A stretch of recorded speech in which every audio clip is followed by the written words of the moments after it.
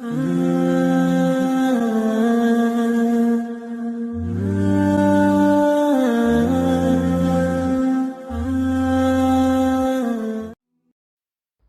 اور قیامت کے دن پر ایمان رکھتا ہے اسے چاہیے کہ اچھی بات منہ سے نکالے یا خاموش رہے۔ جلد تجربہ کار ہونے کے لیے ایک اصول یاد رکھیں، زبان بند رکھیں، آنکھیں اور کان ہمیشہ کھلے رکھیں۔ خاموشی آپ کو اپنے مقصد پر توجہ مرکوز کرنے میں مدد دیتی ہے۔ ناراض آدمی کو پیار سے خاموش کرو، بیمار انسان کو نرمی سے خاموش کرو، کنجوس کو سخاوت سے خاموش کرو اور جھوٹے کو سچ کے ساتھ خاموش کرو۔ خاموشی آپ کے ذہنی تناؤ کو کم کر کے آپ کو باشعور انسان بننے میں مدد دیتی ہے۔ خاموشی آپ کو ایک کامیاب انسان بننے میں مدد دیتی ہے۔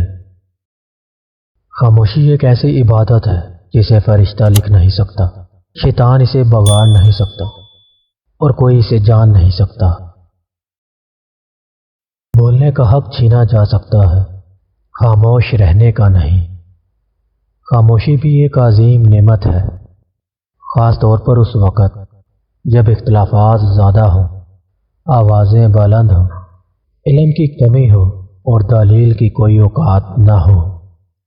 خاموش رہنا بہت مشکل ہے، لیکن خاموشی بہت بہترین انتقام ہے۔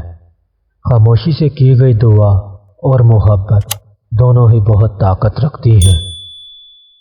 احمق اپنی بات سے اور عقل مند اپنی خاموشی سے پہچانا جاتا ہے۔ جب خاموشی کو ہتھیار کے طور پر استعمال کیا جائے تو یہ الفاظ سے بھی زیادہ زخم دے سکتی ہے۔ آپ جتنے خاموش ہوں گے اتنا ہی آپ بہتر سن سکیں گے۔ ان کی خاموشی سے ڈرو جن کا آپ نے دل دکھایا ہے، کیونکہ اگر انہوں نے کچھ کہا نہیں یا کیا نہیں تو بدلے میں اللہ ضرور کرے گا۔